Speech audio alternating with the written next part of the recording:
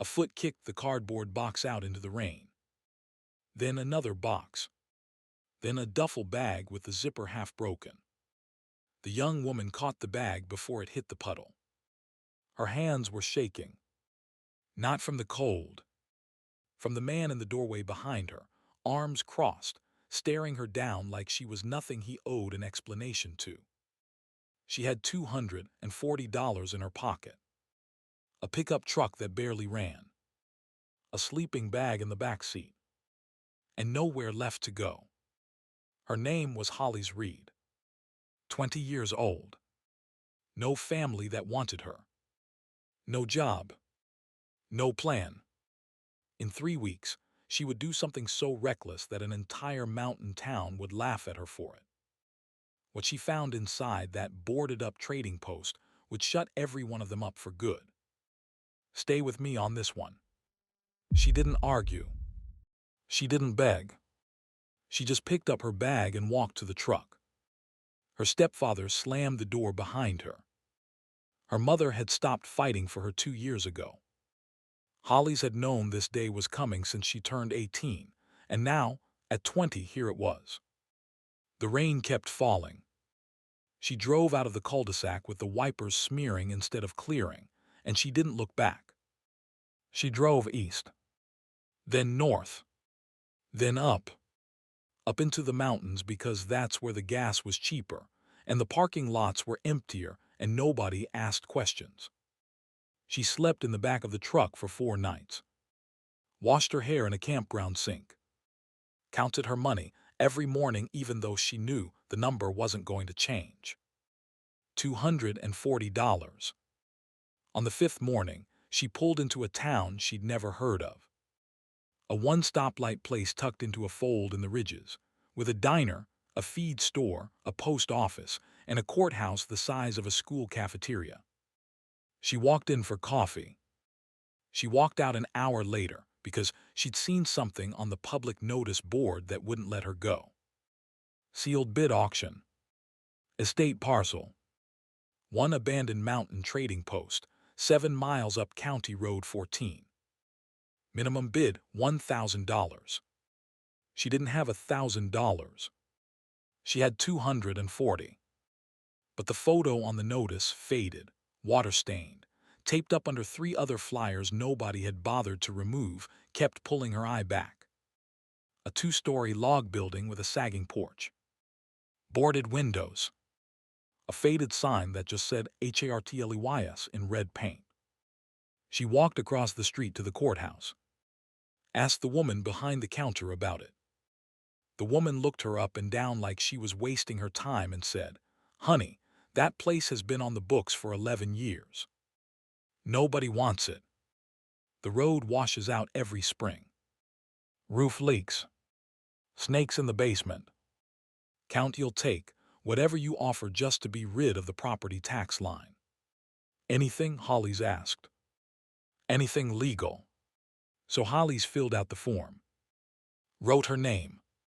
Wrote her offer. $240. The woman behind the counter actually laughed out loud. Then she stopped laughing when she saw Hollis wasn't joking. "You sleep in your truck, hun?" Hollis didn't answer. The woman softened a little. Sealed the envelope. Said the bidding closed in 9 days. Hollis went back to her truck. She stretched the $240 across 9 days, the way you stretch a single can of soup across a week. Crackers. Peanut butter. Gas to drive up the road and look at the property. She found it on the 2nd day. Now here's the thing. The road wasn't kind. The trading post was worse than the photo. The porch was rotting. One window was punched out. A dead bird lay in the doorway. But behind the building, the mountain rose up in 3 blue ridges, and a creek ran past the back wall, and standing there in the cold morning, Hollis felt something she hadn't felt in years. She felt like she was somewhere on purpose. She drove back down. Slept in the truck behind the diner. Ate 1 meal a day. On the 7th day, An old woman in a quilted coat sat down across from her in the diner and said, "You're the one who bid on Hartley's place." Word travels. Honey, in this town a fly travels with a press release. The old woman stuck out her hand. Marlene. Holly's. Marlene looked at her for a long time. Then she said something strange. She said, "I hope you win it," and she got up and walked out without ordering. On the 9th day, Holly sat in her truck and watched the courthouse door. She told herself she wasn't going to cry when she lost the bid. She had already made a list of 3 more towns she could try. The woman from the courthouse came out at 4:15. She walked straight to Holly's truck and tapped on the window. "You were the only bid," she said. Holly stared at her. "Nobody else wanted it. Place is yours. Come in and sign the deed." Holly signed her name 3 times on 3 different forms. The county clerk handed her a thin manila envelope with the deed inside. The whole transaction took 11 minutes. She walked outside, sat in her truck, and held the envelope on her lap for a full 10 minutes before starting the engine. She had a roof. The road up was worse the second time because now it was hers, and every washout, every fallen branch, every soft patch was a problem she'd have to solve. She got the truck up to the trading post by noon. The padlock on the front door was rusted shut. She had to break it off with a tire iron. The smell hit her first. Mouse. Rot. Old wood. She propped the door open with a rock and let the mountain air do what it could. Inside, counters with the glass cracked. Empty shelves. A pot-bellied stove in the corner, cold for over a decade. A cash register that didn't open. Cobwebs everywhere. Whatever stock had been here was long gone. Taken. Stolen. Rotted. Holly's didn't sit down. She started cleaning. She swept. She hauled trash bags out to her truck bed. She found 2 raccoon nests, 3 mouse colonies, and a snake skin the length of her arm. She worked until her hands were raw. By dusk, she'd cleared the front room down to the floorboards, and she sat on the porch step eating cold beans out of a can, looking at the ridges, and she almost smiled. That's when the black truck drove past for the first time. It didn't stop. It went up the road past her place, around the bend, and she heard it stop somewhere out of sight. 20 minutes later, it came back down. The driver looked at her. Just looked. A man in his 50s, heavy-jawed, wearing a cap with no logo. He didn't wave. He didn't nod. He drove on. She told herself it was nothing. The next morning, she got back to work. She moved into the back of the building. A long, narrow storage room she'd ignored the first day. The shelves here had been stripped too. But at the very back of the room, there was a door she hadn't noticed. A door that didn't belong. The rest of the building was old, soft pine. This door was steel. Painted gray. Set into a steel frame. The padlock on it was new. Or at least newer than everything else in the building. Heavy. Silver. A brand she didn't recognize. Holly stared at it.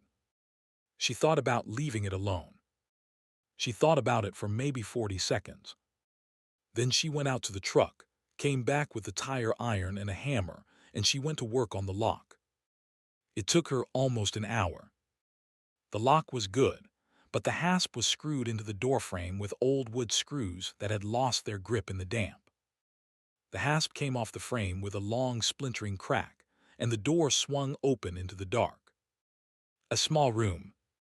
No window. Maybe 6 feet by 8. A metal filing cabinet against the back wall. A wooden chair. A kerosene lamp on a small table. And on the table, an old leather satchel. The kind a country doctor might have carried 50 years ago. Fastened with 2 brass buckles. Holly stood in the doorway and didn't move for a long time. She finally walked in. sat in the chair, pulled the satchel onto her lap, undid the buckles. Inside, papers. Lots of papers. She started laying them out on the table. There were land deeds. She knew what those looked like. Her grandfather had owned a small farm, and her mother had shown her his deed once. These were the same kind, only newer, and there were maybe 20 of them, all naming the same buyer, Eli Hartley.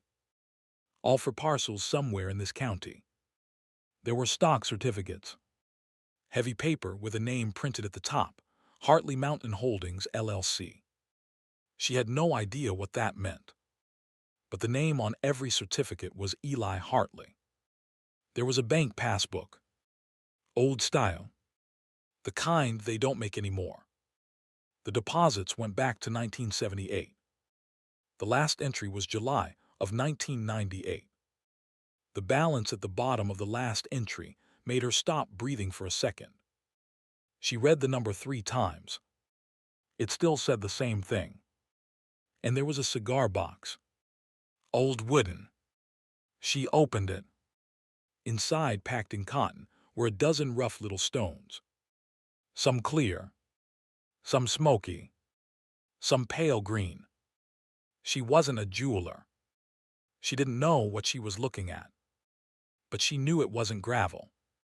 There was also one envelope sealed. On the front, in handwriting that had gone a little brown with time, somebody had written, "To whoever finds this." Hollis didn't open it. Not yet. She put everything back in the satchel, buckled it shut, carried it out to her truck. She had thought about hiding it inside the trading post, but something in her gut told her not to. She drove the truck a half-mile down the trail to a wide spot under the trees, jacked it up, pulled the spare tire out from under the bed, and tucked the satchel into the wheel well behind the spare. She put the spare back. She lowered the truck. She drove back up. She walked into her trading post and locked the front door. She unrolled her sleeping bag in the front room, near the cold stove. She lit a candle. She made herself a peanut butter sandwich and ate it slowly. She thought, for the first time since her stepfather had thrown her bag into the rain, that maybe, just maybe, the bottom of her life had been 3 weeks ago, and from here on, the road only went up. She blew out the candle. The mountain went quiet around her. The kind of quiet that only happens at altitude, when even the wind takes a break. She listened to her own breathing. She slept. 2 doors slammed, one after the other, maybe 20 feet from the porch. Hollis was on her feet before she remembered being asleep. She heard boots on the porch boards. More than one set. Then a man's voice, low and even, the kind of voice that doesn't have to raise itself to be heard. Hollis Reed. Open the door. She didn't move. We know you're in there. We saw the candle. She crossed the room in the dark, on her hands and feet like an animal, and she crouched behind the front counter. Her phone was in her jacket. Her jacket was on a nail by the door. The door was 12 feet away, and there was no time. The voice came again. That satchel doesn't belong to you. Hollis's stomach turned over. She didn't know how they knew about the satchel. She didn't know how they knew her name. She knew only one thing. She was very, very glad she'd hidden it in the truck and not in the building. You can come out and give it to us, or we come in. Either way works for us. She stayed silent. The boot kicked the door once. The frame held. It kicked again. The frame split. On the third kick, the door swung in. 3 of them. Flashlights. Heavy coats. The man in the lead was the one from the black truck. Same jaw. Same cap. He stepped into the room and shined his light around. The beam landed on her. There you are, he said. Like he'd found a missing wallet. He didn't move toward her. The other 2 did. They went past her into the back of the building. She heard them tearing into the storage room, the steel door banging against the wall, the filing cabinet falling over, boots on the floorboards. They stayed back there a long time. The lead man stood between her and the front door and looked at her like he was bored. "You're new here," he said. She didn't answer. "This place has been sitting empty for 11 years. You bought it for $240. That's a real cute story. But you took something that doesn't belong to you, and now we're here to take it back. And then you're going to leave this mountain and never come back. Are we clear?" She didn't answer. The other two came back. One of them shook his head. The lead man's face changed. "Not much. Just a small tightening around the eyes." "Where is it?" "I don't know what you're talking about." He smiled. It wasn't a smile. "You have until sunrise. Be off this mountain by sunrise, with nothing but the clothes on your back and the keys to that truck. Leave the satchel on the porch. If you're still here at first light, we come back. And we won't be this polite." He walked out. The other two followed. The black truck started up, turned around in the yard with a mean grind of gears, and rolled back down the trail. Holly sat on the floor for a long time without moving. Then she got up. She didn't pack. She didn't sleep. She walked out to her truck in the dark, started it, and drove down the mountain with no headlights until she hit the county road. She didn't speed. She didn't stop. She drove straight to the diner in town, because it was the only place she could think of where she'd ever felt the smallest bit safe. The diner opened at 5. She was sitting in the parking lot at 4:40. The first car to pull in was a battered hatchback she recognized. "Marlene." Holly's got out, walked over with the satchel in her arms and said, "I think I need help." Marlene looked at the satchel. Then she looked at Holly's face. Then she said very quietly, "Come with me." They drove to Marlene's house. A small place at the edge of town, a wood stove already burning in the front room. Marlene poured coffee. Holly's put the satchel on the kitchen table and undid the buckles. Marlene didn't touch anything for a long time. She just looked. When she finally picked up one of the deeds, her hand was shaking. She read it. She put it down. She picked up a stock certificate. She read it. She put it down. She picked up the bank passbook. She opened it. She read the last entry. And then, very slowly, she sat down in a kitchen chair like her legs had stopped working. "Honey," she said. "What? Where did you find this?" "Locked room. Behind a steel door. In the back of the trading post." Marlene closed her eyes. "Eli Hartley was my brother," she said. "He owned that place. He disappeared in the summer of 1998. Walked out one morning. Truck found 2 counties over. They said he ran. They said he had debts. I told them no. I told them my brother didn't run. Nobody listened. I've been waiting 27 years for somebody to walk into my kitchen with this bag." She opened her eyes. "He didn't run, Holly's. They got him." That was the moment Holly's understood that the men on the porch hadn't come for the satchel. They'd come for whoever found it. And by sunrise, they would come back. If you're still with me on this one, and I know it's getting heavy, but stick around because the next part is where it all turns, go ahead and hit that subscribe button. It helps the channel, and it tells me you want to hear stories like this one. Now back to Holly's. Marlene reached across the table and took her hand. "The men in the black truck," she said. "They work for Caldwell Lumber. They've been buying up titles in this valley for 30 years. Quiet. Off-market. My brother was the only person who ever stood in their way." She tapped the stack of deeds. And right here in this satchel is the reason they had to make him disappear. By 6 in the morning, Hollies was sitting in the office of a retired sheriff named Doyle Krantz. He lived 2 streets behind the diner. Marlene had known him for 40 years. He had thick gray hair, glasses on a string around his neck, and hands that had stopped shaking from age but still moved like they remembered being capable. He went through the satchel one piece at a time. Slow, careful. He put on the glasses for the bank passbook and took them off again for the deeds. He held the cigar box up to the lamp and tilted one of the rough stones between 2 fingers and made a small noise in his throat. Marlene, he said, get me the phone. He made 3 calls.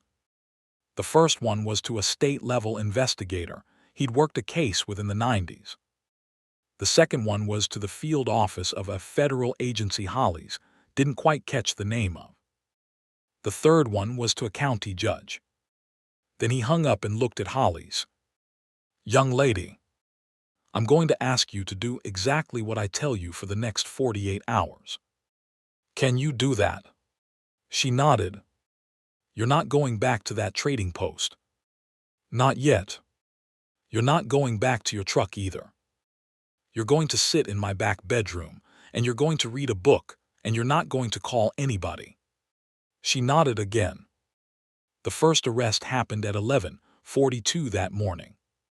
The black truck and the 3 men in it were stopped at the county line. They'd been on their way back up the mountain to make good on their promise. They were detained on an outstanding warrant from a separate case. Something to do with intimidation of a county clerk in a neighboring valley 2 years earlier.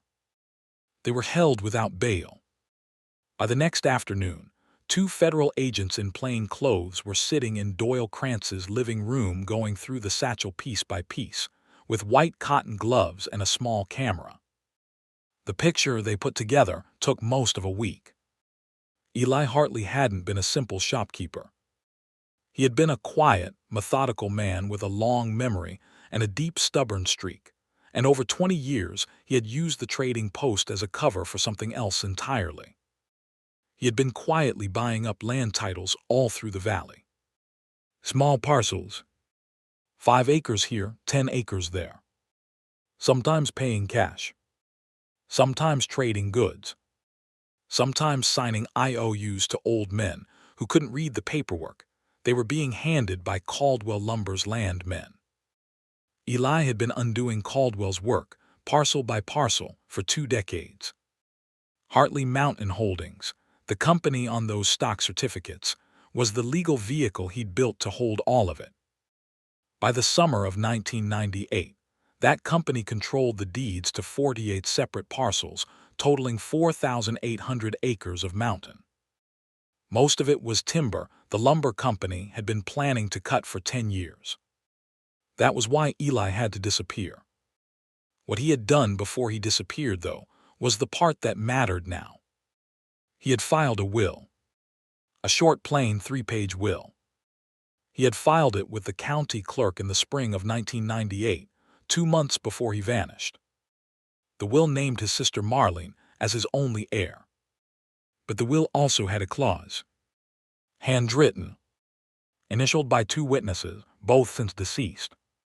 It said this: if at any time after my death the contents of my locked safe are recovered by any person other than my sister, those contents shall pass to that person, in their entirety, and my sister shall have no claim against them. Doyle Krantz read that clause out loud in his living room with both federal agents present. Then he looked at Marlene. Did you know about this? He told me once, Marlene said. I told him to stop being dramatic.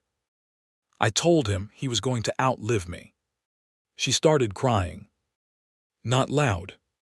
Just steady. The probate hearing was 3 weeks later. The whole valley showed up. The diner was empty for 2 hours because everyone was at the courthouse. Holly sat in the front row in a clean shirt Marlene had ironed for her that morning. The judge read through the file, asked Holly's 3 questions, asked Marlene 1, and then said the words that changed Holly's life. The court finds that the conditions of the decedent's testamentary clause have been met. Ownership of Hartley Mountain Holdings, LLC, including all real property and chattel currently held by said company, passes to the petitioner, Hollis Marie Reed, effective immediately. Hollis didn't move.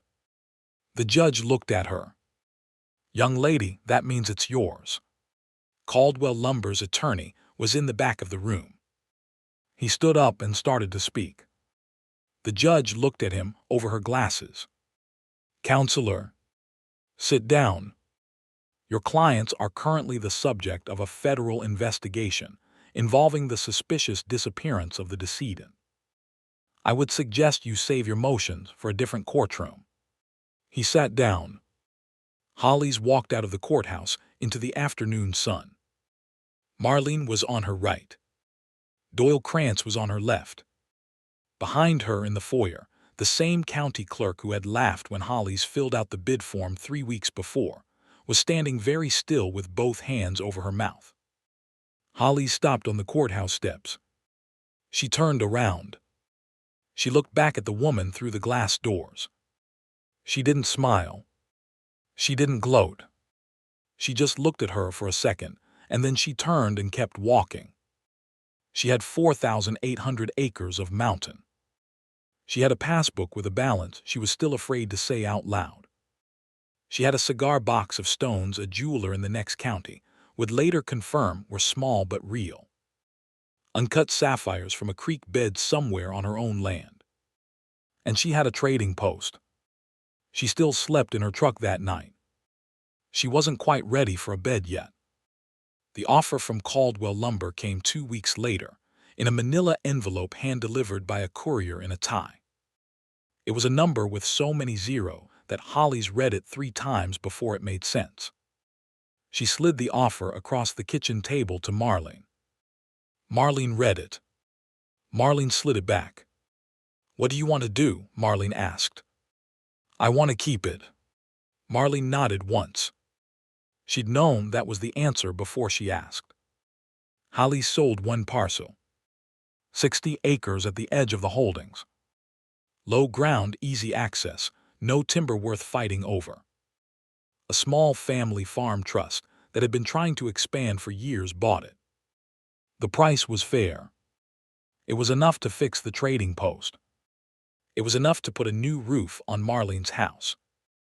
It was enough for a real bed and a real refrigerator, and a savings account that didn't make Hollis flinch when she looked at the balance. She kept the rest of the mountain. She and Marlene became business partners on the trading post. 50-50. Marlene put up the labor of 40 years of running a household. Hollis put up the deed and the willingness to learn. They stripped the building back to the bones.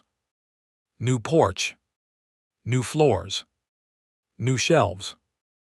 They kept the original front counter because Marlene said her brother had stood behind it every day for 20 years, and there are some things you don't replace. They reopened the trading post on a Saturday in September. The sign out front said Hartley and Reed. They served coffee free for the first day. Half the town drove up the mountain just to see it. The county clerk who had laughed came up too. She bought a candy bar and a cup of coffee, and she didn't say much. But when she paid, she added a $20 tip, and she walked back to her car with her shoulders down. Hollis kept that 20 in the cash drawer for a month. Then she put it in the box with the other 20s, and she stopped thinking about it. The federal investigation into Eli Hartley's disappearance went on for another year. 2 men were eventually charged. One pleaded out. The other went to trial. Caldwell Lumber paid a settlement to Marlene that nobody ever told Hollis the size of, and Marlene used most of it to start a small scholarship at the high school in town for kids who needed a place to live. The first recipient was a 17-year-old boy whose father had thrown him out for asking too many questions. He came up to the trading post on his 18th birthday, and Hollis hired him part-time to stack the firewood. The half-broken duffel bag, the one Hollis had caught in the rain on the porch of her stepfather's house, sat behind the front counter in a glass case for 3 years before Hollis took it out and finally threw it away. By then she didn't need to look at it every day to remember. Her stepfather called once. 2 years in. He'd heard the way people hear things. He left a voicemail. He said he'd been thinking about her, and he hoped she was doing okay and maybe they could catch up sometime. Hollis listened to it twice. She didn't delete it and she didn't save it. She just put the phone down and went back to refilling the coffee pot. Her mother never called. Some nights late, after the trading post was closed and Marlene had driven home, Hollis would walk out onto the new porch with a cup of coffee and stand there looking at the 3 blue ridges in the dark. The mountain was hers. 4,800 acres of timber and creek and ridge and rock. She could see almost none of it from where she stood. But she knew it was there. She thought sometimes about the man whose name was on the sign next to hers. Eli Hartley. A man she had never met. A man who had spent 20 years quietly putting a fortress together in the dark, knowing what it might cost him, and who had, at the very end, written one small clause into one short, well, because he understood something she was just beginning to understand. That a place can choose its keeper. And that sometimes the keeper shows up with $240 and nowhere else to go. She didn't believe in much. But she believed in that. The trading post is still up there. If you drive County Road 14 to the end of the pavement and then about 7 miles past where the pavement ends, you'll find it on the left, with a creek running past the back wall and 3 blue ridges behind it. A woman in her late 20s, usually behind the counter. An older woman, gray-haired, sometimes in a quilted coat, drinking coffee at the table by the window. They sell groceries. They sell hardware. They take mail. They give directions for free. There's a small framed photo on the wall behind the register. A man in a flannel shirt, leaning on the same front counter that's still there. The plaque under the photo just says, Eli Hartley, 1947 to 1998. He didn't run. The day Hollis hung that photo, she stepped back from the counter and looked at it for a long time. She was standing in the doorway of her own building. The same kind of doorway her stepfather had stood in when he kicked her bag into the rain. Only this time, she was the one inside. And nobody was getting kicked out.